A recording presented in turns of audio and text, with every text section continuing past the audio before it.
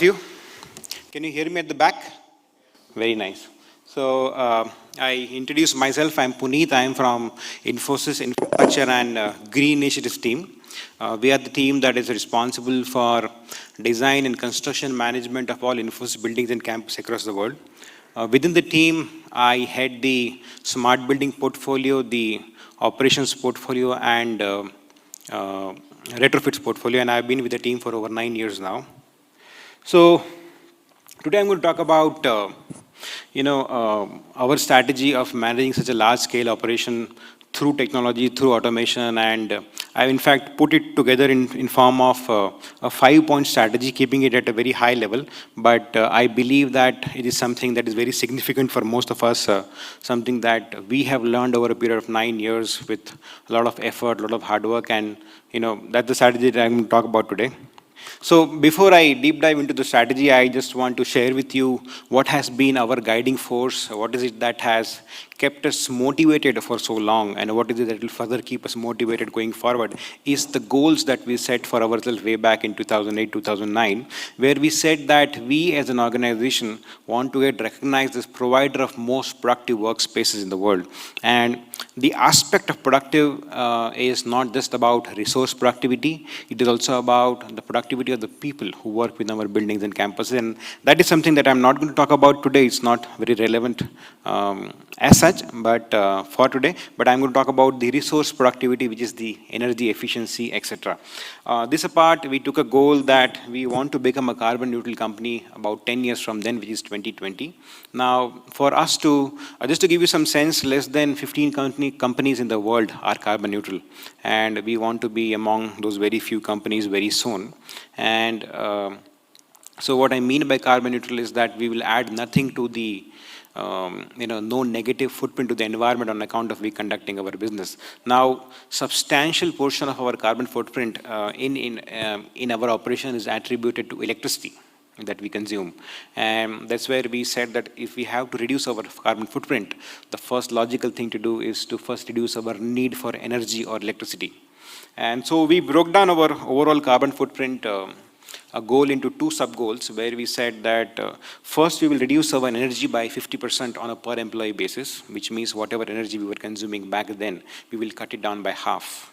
And after that, whatever we need, we will source from green power sources. This apart, we also took some additional goals on water and waste, because we were a very large user of this resource. And, somewhere we wanted to lead the way rather than follow. And we said that whatever water we were using back then, we will reduce it by 40% on a per employee basis. And we will also have zero waste go to landfills. So with this guiding principle, with this guiding force, we have been doing whatever we have been doing for the last 9-10 years or so. And I'm now going to deep dive into the strategy part. So okay, I'm pressing the wrong button every time.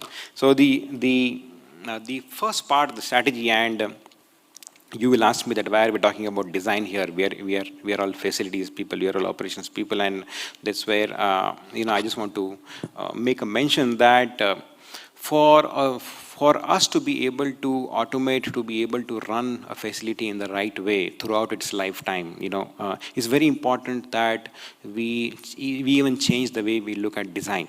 Okay, and the reason I'm mentioning this is because we have learned that 50% of the destiny of the building is decided at the time of design.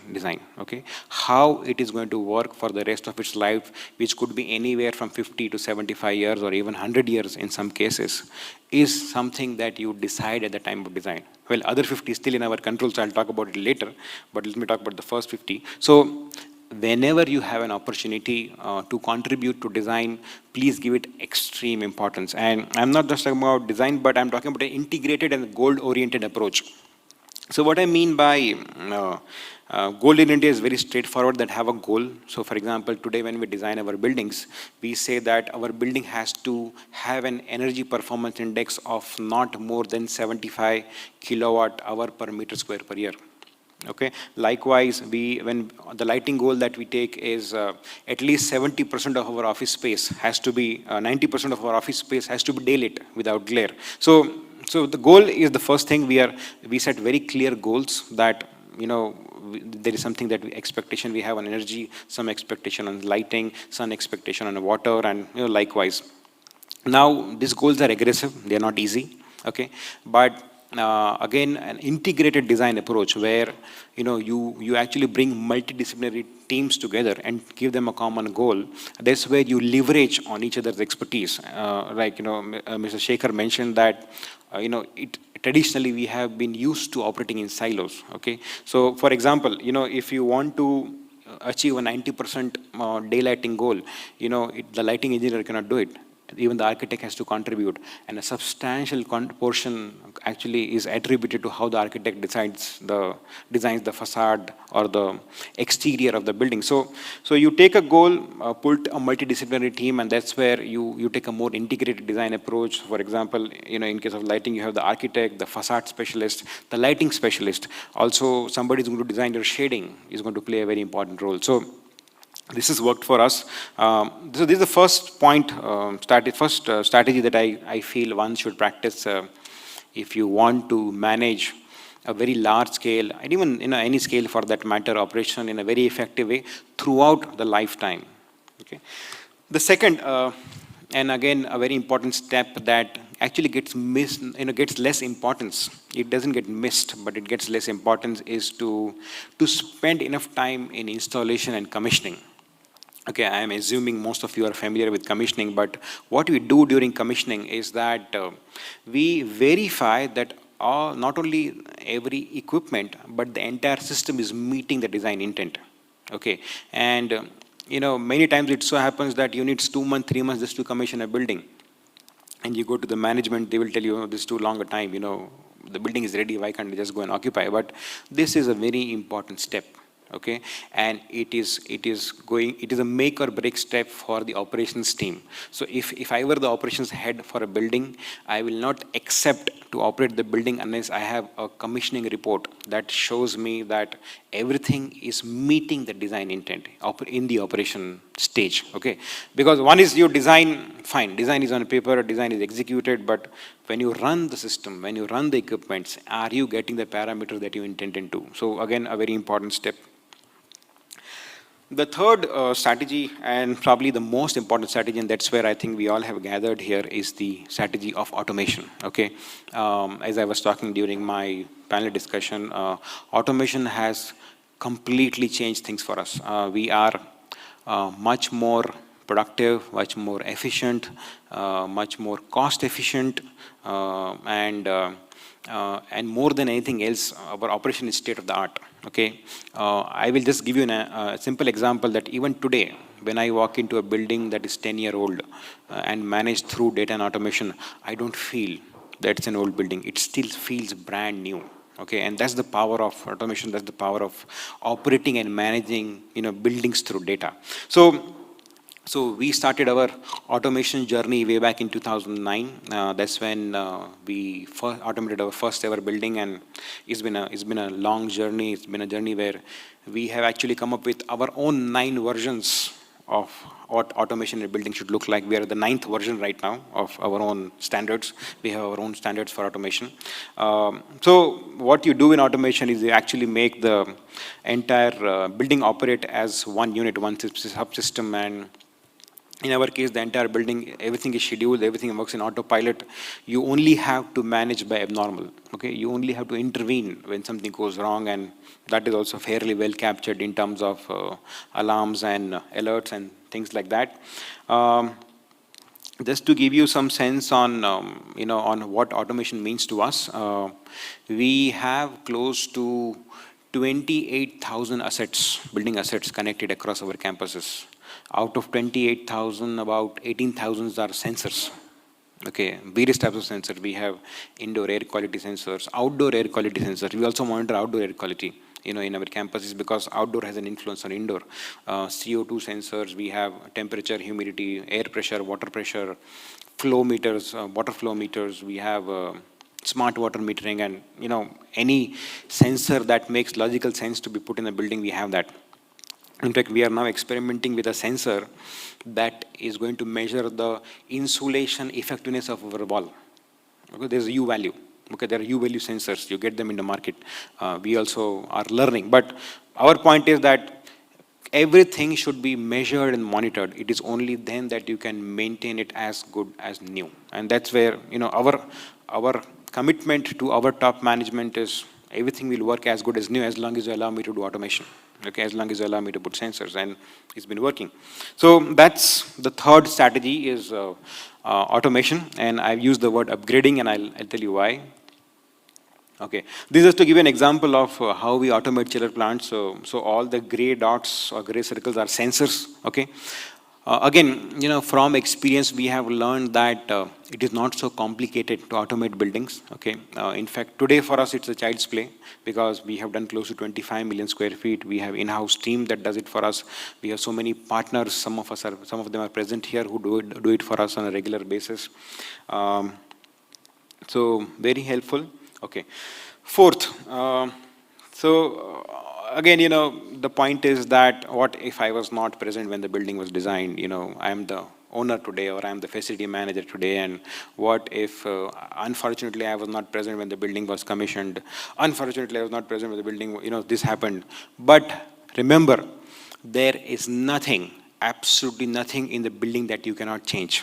Okay, and we are a testimony to it. I think the only thing that we have not changed about a building is not rotated it. Okay, other than anything that has made economic sense, be it facade, be it lighting, be it ceiling, be it air conditioning equipment, be it computers, all of this, as long as it has made economic sense. Let me tell you, we have not changed just because we had the money. Money doesn't come easy, we all know that, okay? But there is an economic case. There is an economic case for almost everything. If nothing, there is at least an economic case when something reaches end of life, right? And there's so many things. If you really look closely at things in your buildings, you will find so many things are reaching end of life, okay? Today, we are dealing with so many end of life scenarios. Like in one campus, our sewage system is completely reached end of life, okay? So when you take over a building, don't worry about how it was designed. Don't worry about how it was installed, commissioned. If you have the intent, okay, if you wish, it is completely possible to change everything to to the latest standards, to your own expectations of what you expect the building to do for you, and it is a possibility today. Just to give you some sense, we have a very big retrofits team at Infosys, and this team only does retrofits, various types of retrofits. It's energy efficiency, it's water efficiency, it's and now we are dealing with a lot of end-of-life scenarios. We are upgrading data centers, we are upgrading chiller plants, we are upgrading lighting systems, we are upgrading street lights, and so many other things. So again, retrofits, wherever you think that you are in a situation where you are stuck, think of retrofits. Think that it is possible to change, and there are economic cases. Last, and again, in fact, the most important is how do you sustain?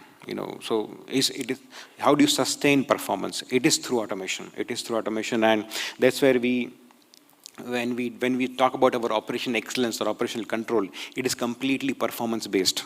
Okay, let me give you some examples that today when we talk about when we want to maintain something, we do AMC, right? Annual maintenance contract. They could be non-comprehensive, comprehensive, and various other versions in between. Various other versions are available.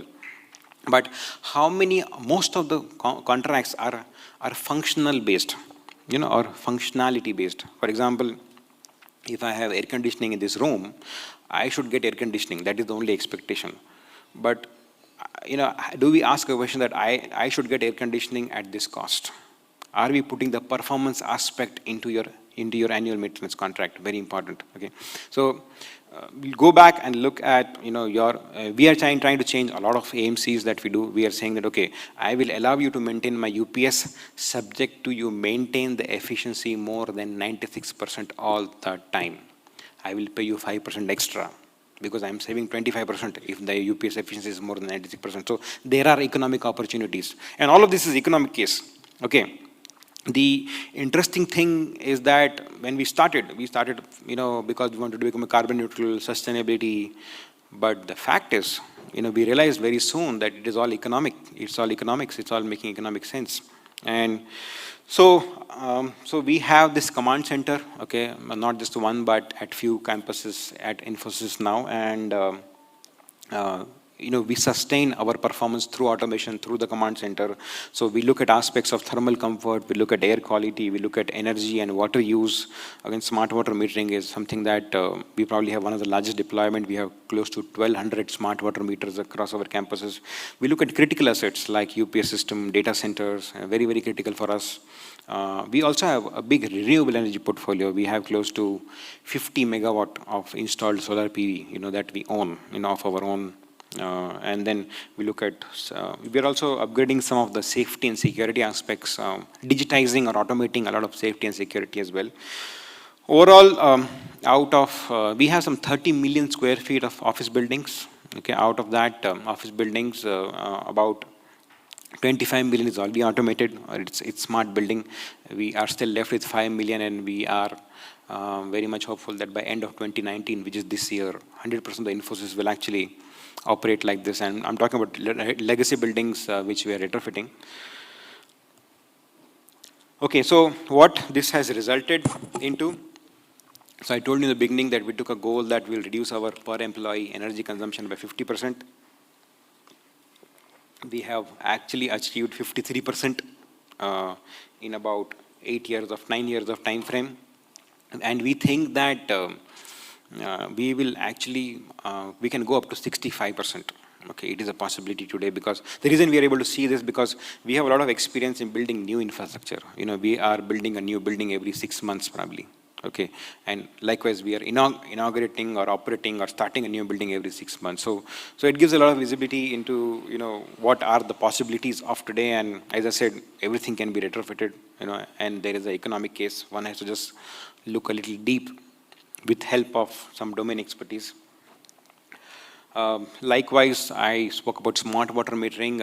On water efficiency, we actually reduced our per employee water consumption by 57%. Okay, and this is including buildings, this is including food courts, this is including the landscape. We spend a lot of water in irrigation. Okay, if some of you have seen Infosys campus, we have a lot of landscape and greenery, and that also needs water. Overall, okay, again, to look at this information differently, since 2008, the number of employees at Infosys India operations have increased by 138%. Okay, but our absolute energy bill has only increased by 11%. Okay, so you know what this means in terms of money saved, in terms of avoided energy cost. It translates to $190 million, and various other terminologies look at the same information in terms of energy saved, in terms of carbon footprint reduced, and so on and so forth. Okay, so where do we want to go from here, and where we think that we will stop or take a pause maybe is, so we are at about 25 liters per person per day of water usage in buildings. We believe that we can reduce it to 15, okay, and right now we are working to reduce that to 15. Again, to get all our work recognized, we are looking at LEED certification, not just for new buildings, but also for existing infrastructure. We are hopeful that we'll become carbon neutral company by 2020, but let me tell you, that is not enough. That is just the first step.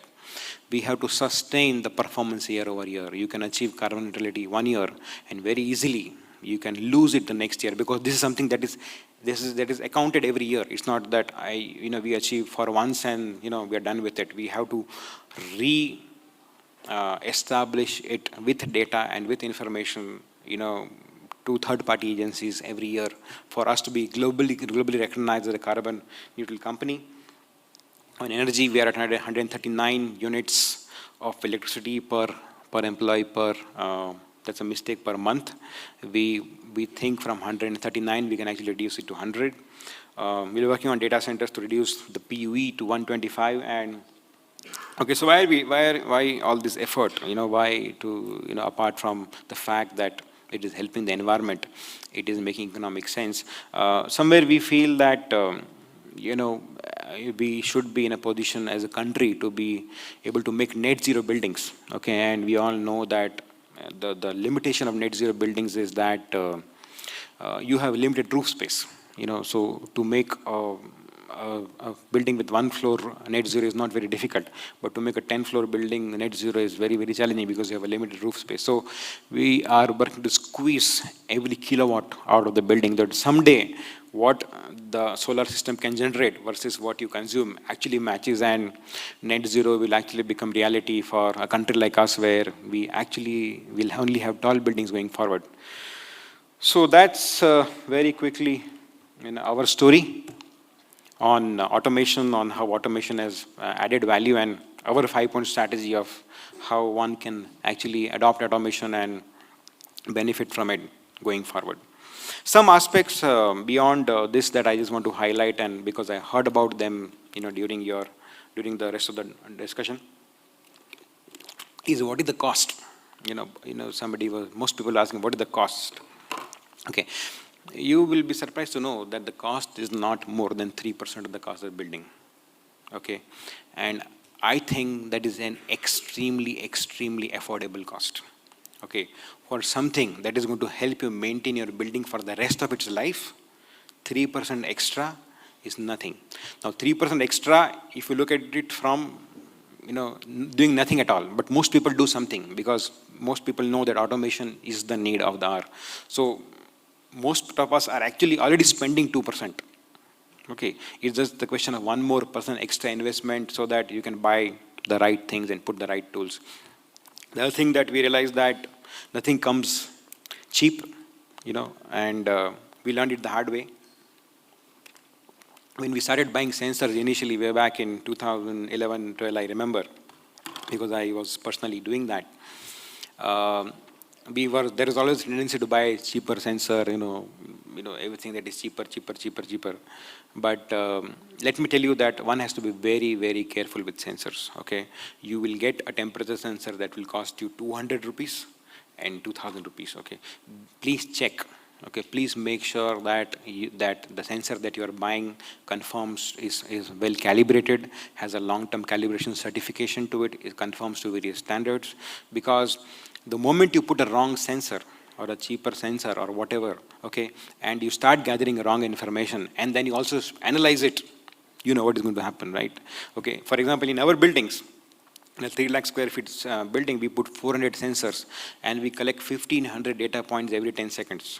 Okay, now out of this 1,500, even if 500 are wrong, we are in for a big disaster. Okay, we learned it the hard way. Initially, we actually went for something that seemed affordable in immediate term. Okay, and we lost a lot of money because immediately within 1 year we had to replace all of it.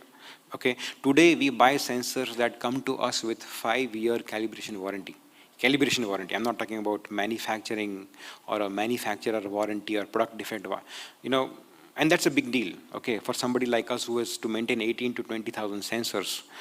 If we were maintaining only maybe 100, 200, 300, 500, it's not a big deal. Even I can personally go and check every sensor once in 6 months. But 18,000 sensors, there's no way you can keep a manual track.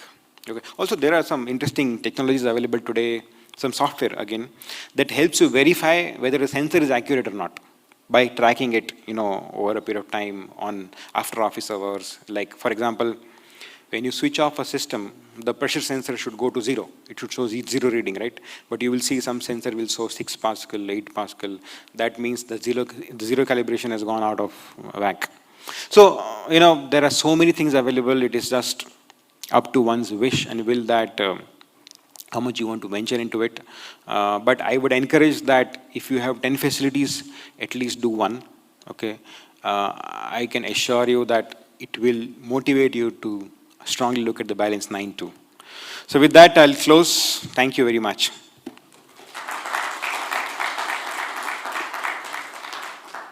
Hi Punit, thank you for the great presentation. I Thank don't you. have a question, but I wanted to highlight a few things. I have been studying Infosys as a case study for last 2 months. Okay. The way your team has been, HVAC team has been working, and it showed me a lot of possibilities. The first thing that I want to highlight is the EPI Punit talked about, 75. When we study it from Government of India's energy efficiency, the EPI of office building is benchmarked to 181.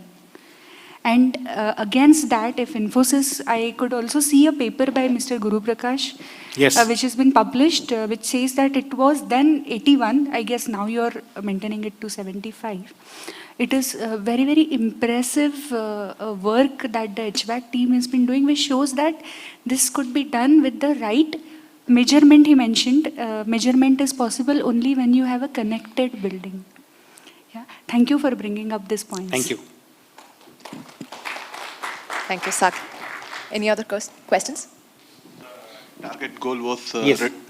Reducing water consumption from 25 liters per person per day to 15 liters, that is 15 liters per person per day. That's almost 50%, right? How do you plan to achieve it? See, it is very interesting that that is what is happening. Okay. Now I'm talking about measured data. Okay.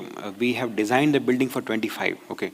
If you look at how 25 is arrived, okay, you will find that it's a somewhat conservative estimate. I won't say very conservative.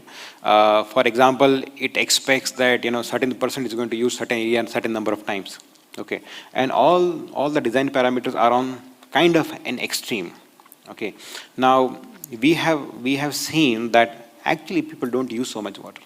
Okay, and again that is through data, that is through measurement, that we are anywhere from right now we're anywhere from 15 to 20 liter, okay, per person in new buildings, and so that's about the usage pattern. Again, I didn't talk about it, but with the building design and design for energy or water or anything for that matter has something called as basis of design, as we know, some assumptions. We assume that certain things will happen in certain way so that we design certain. Now, those bases of design, even in the design books that we refer to, which could be from 1960 or 17, were somewhat conservative. Now, let me give a very interesting example. The design book, the Carrier Design Handbook, tells that the latent load of a human being is 245 BTU. Okay, if I remember it right. Okay, but we found that bloody operationally it never goes more than 150. So we changed our standard itself to 200. We ignored the handbook. We said, fine, handbook is designed for somebody doing a little more rigorous work. Our nature of work is not so rigorous. Okay. Likewise, NBC, the National Building Code of India, tells you that your building should not exceed 45 liter per person. They did not tell how lower it can be. So we were at 25. We are at between 15 and 20. Okay. Now how is it that confidently we will go below 15? Is so again, new technologies. There are so many low flow fixtures available. Okay, whether it is whether it is to be used in the restrooms or health faucet or even the equipment that are used in kitchen. A lot of low flow fixtures are available that is going to make life easy. And so that is one aspect. Awareness is the other aspect, and we are seeing that people are using things in response. And third, most important, I should make a mention, is smart water metering, is not allowing leakages. Okay. You will be surprised that in one of the campus of Infosys, the water consumption was increasing for 2 years. It went from X to X plus 10%, X plus 20%, and 30%. We thought that, okay, this is probably happening because either we are using more water, or we are watering more plants, or we have more plants, or something like that, right? But then when we decided to do our first smart water metering project in 2013-14, we were surprised. 40% of the water was leaking. 40%. Okay. Now, how do we calculate? Very simple. How much water leaves our reservoir and how much reaches the building? So, if 100 is leaving my reservoir and only 85 is reaching my building, it means 15 is a loss. I was surprised in one of a very large campus, 40% of the water was leaking, and we usually think that when the water leaks, it comes up, but this one was going down. Okay, so we were charging groundwater. Okay, so it was very strange, and when we showed this data to management, they immediately approved investments to fix these leaks. Okay, in big time, and immediately next year we got 40% reduction. Okay, so what I'm trying to say that 25 is very easy. Okay, through low flow fixture, it's very easy to achieve 25 liter per person per day. Very easy. With all whatever fixtures are available in the market today, without investing extra and not allowing leaks. Major culprit of water is leakage. Okay, electricity, that is not an issue because if it leaks, you will come to know some way or the other. Okay, but water, it's very difficult to detect leaks unless you put meters. You will not be able to detect it. So that's the strategy.